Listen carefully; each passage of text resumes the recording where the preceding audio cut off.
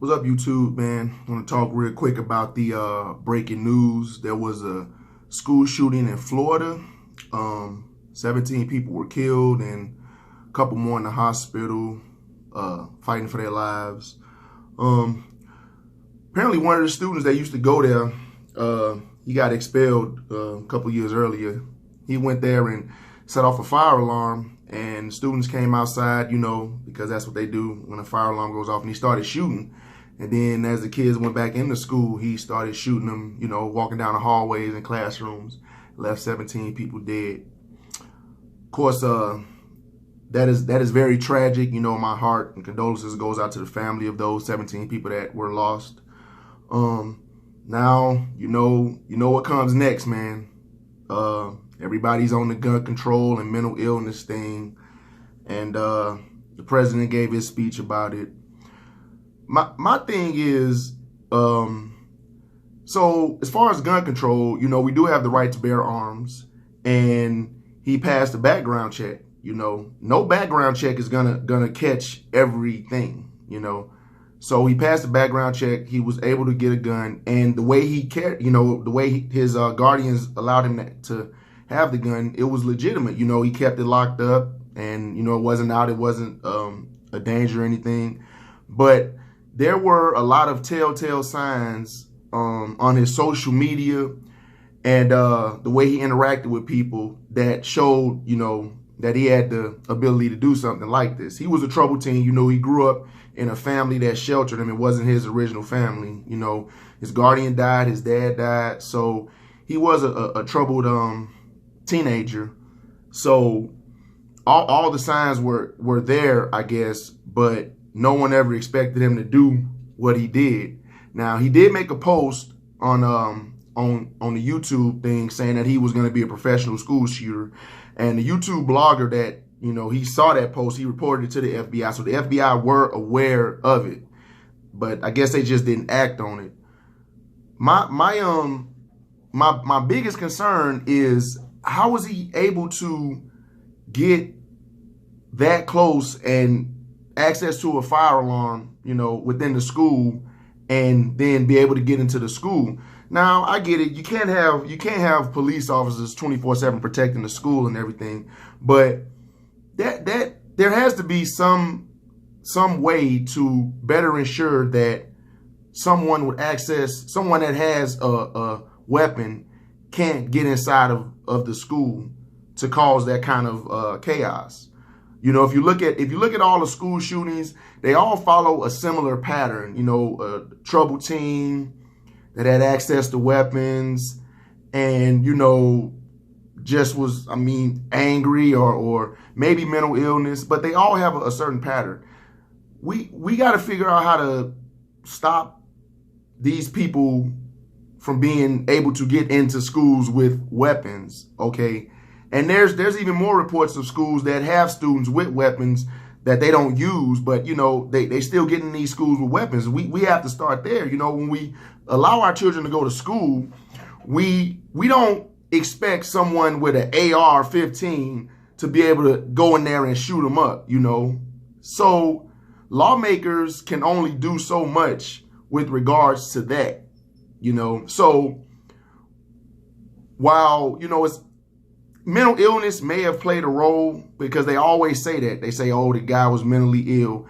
And sometimes I don't think these people are mentally ill. I just think they angry. Angry is not mental illness. The guy grew up, he had a troubled, background. It wasn't much stability as far as his family life. So that doesn't equate mental illness. I think he was just angry. Now, maybe he was mentally ill, but we can't keep going to that. Oh, well, they were mentally ill. Especially when it's a certain demographic of a person that does that, is, oh, well, it's mental illness. We can't keep going to that, man. Some of these people are just angry, and there were telltale signs, but no one acted on it. When the FBI got that tip, they should have, had that guy in their radar. Like, okay, well, let me see. They would have found out that he had guns and access to them. Then they could have did a little more extensive background search and realized maybe this guy shouldn't have weapons. But, I don't know. It's just a lot of failures in the system, And because of that, 17 people have lost their lives. And also one of those people was a football coach who has been hailed as a hero for, preventing the guy from killing students. He jumped in the line of fire. And the thing about heroes, man, in the real world, heroes die. I applaud him for what he did and everything, but I'm pretty sure his family wouldn't have minded if someone else would have been the hero, in that situation. So it's just, we got to from the top down, man, we got to ensure that our kids can go to school and be safe. And we have to ensure that people who have, who have access to guns, we're doing a more extensive background search on them. And everybody nowadays put their business on social media. So if social media is being monitored, which I know it's being monitored, and if someone tells you, hey, this guy said he's going to be a professional shooter, y'all might want to, take that serious. Okay. He told you, the YouTube blogger told the FBI, hey, this guy said he's going to be a professional school shooter. He did right, and they just, I guess, thanks for the tip, and kept it moving. Now 17 people are gone. So it was a breakdown on all levels. The guy, it was the recipe for disaster.